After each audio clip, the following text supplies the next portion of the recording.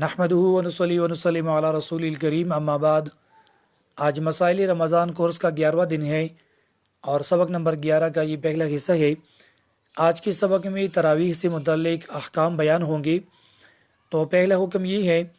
کہ تراویح پڑھنا ہر مسلمان عاقل اور بالغ کے ذمہ سنتی موقع ہے، چاہے وہ مرد ہو یا عورت ہو۔ اس سے یہ معلوم ہوا کہ تراویح کا اہتمام کرنا چاہیے، کیونکہ یہ سنتی موقع ہے اور بغیر عذر اس کو نہیں چھوڑنا چاہیے۔ خصوصاً آج کل عورتیں اس میں بہت کوتاہی کرتی ہیں، اس لیے اپنی خواتین کو اس بات کی ترغیب دینی چاہیے کہ وہ اس سنت موقع کے اوپر عمل کرے اور تراویح کا خصوصی اہتمام کرے۔ دوسرا مسئلہ یہ ہے کہ تراویح چونکہ سنت موقع ہے، اس لیے جو شخص بغیر عذر کے اس کو چھوڑے گا تو قیامت کے دن اس سے مواخذہ بھی ہوگا اور وہ گناہگار بھی ہوگا۔ تیسرا مسئلہ یہ ہے کہ رمضان مبارک کی پوری مہینے میں تراویح پڑھنا سنت ہے اور اس کا وقت عشاء کی فرض کی بعد سے شروع ہو کر صبح صادق تک رہتا ہے۔ اس سے یہ مسئلہ بھی معلوم ہوا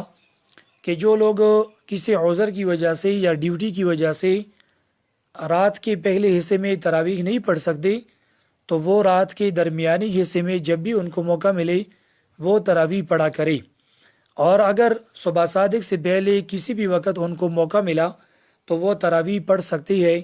کیونکہ تراویح کا وقت عشاء کی فرض کی بعد سے شروع ہو کر صبح صادق تک رہتا ہے۔ چوتھا مسئلہ یہ ہے کہ تراویح کی نماز اور جماعت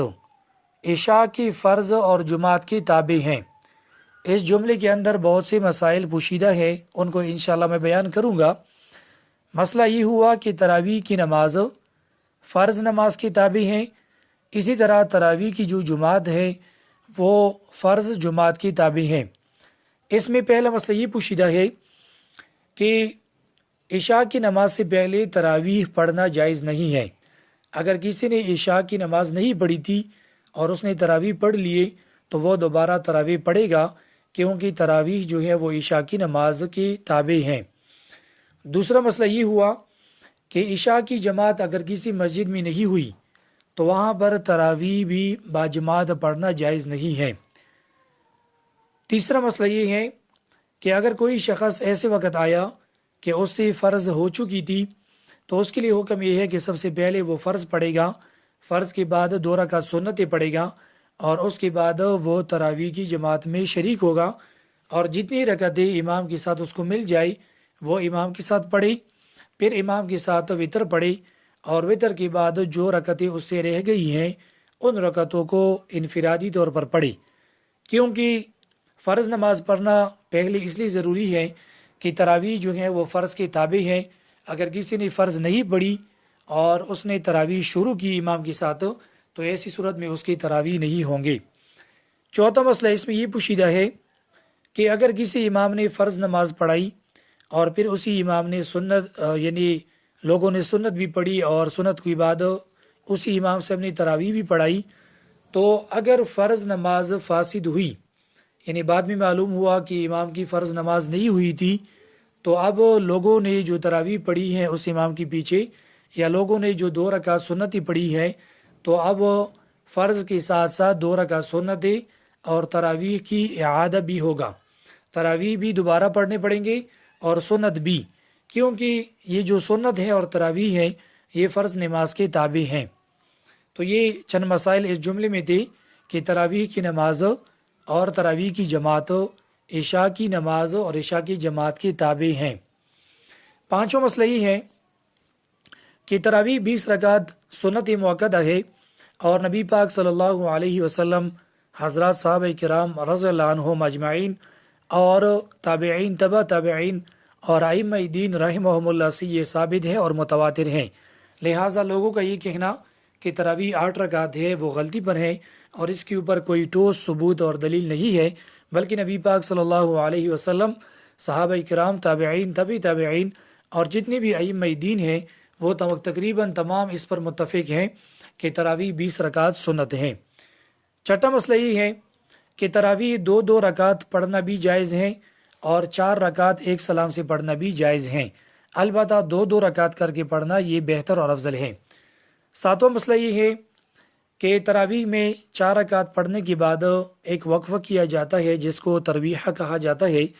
یہ وقفہ کرنا مستحب ہے، اور وقفہ کی مقدار اصل میں تو یہ ہے کہ جتنے وقت میں 4 رکعت پڑھائی گئی اتنی وقت تک وقفہ کیا جائے،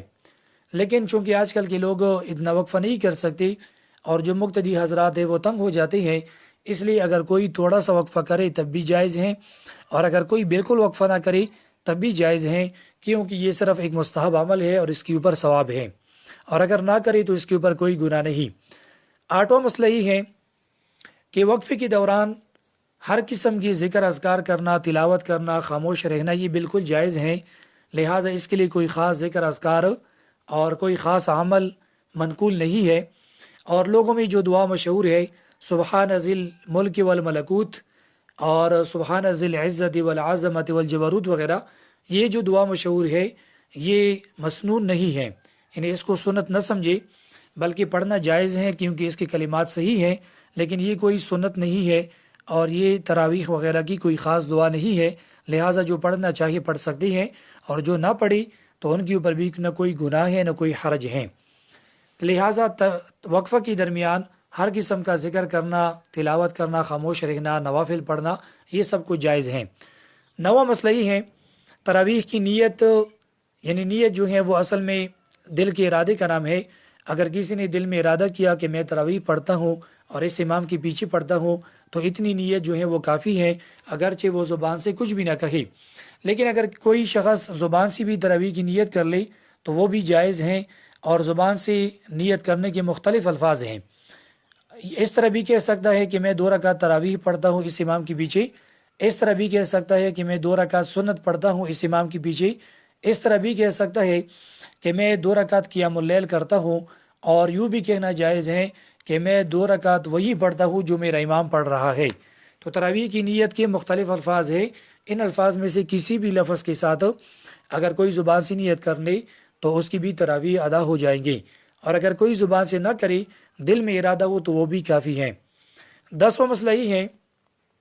کہ تراویح میں امام کے لیے پہلی رکعت میں ثنا پڑھنا، پھر اعوذ باللہ پڑھنا، پھر بسم اللہ پڑھنا یہ سنت ہے، اور اسی طرح دوسری رکعت کی شروع میں بسم اللہ پڑھنا یہ سنت ہے، اور سورت سے پہلے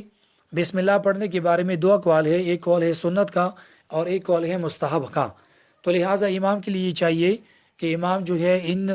جو مسنون اعمال ہے ان کا اہتمام کرے، اور لوگوں کی وجہ سے ثنا، تعاوذ، تسمیہ وغیرہ نہ چھوڑے۔ اور مقتدی کے لیے حکم یہ ہے کہ وہ پہلی رکعت میں صرف ثنا پڑھے گا، اور اس کے بعد تعاوذ، تسمیہ وغیرہ کچھ بھی نہیں پڑھے گا، بلکہ وہ خاموش رہے گا۔ اسی طرح دوسری رکعت کی شروع میں وہ بسم اللہ وغیرہ نہیں پڑھے گا، بلکہ دوسری رکعت میں بھی وہ خاموش رہے گا۔ تو لہٰذا ان باتوں کا بھی اہتمام کرنا چاہیے۔ یہ تقریباً 10 مسائل ہوئی، اگلے کلپ میں انشاءاللہ آگے مسائل بیان ہوں گے۔ وآخر دعوانا الحمدللہ رب العالمین۔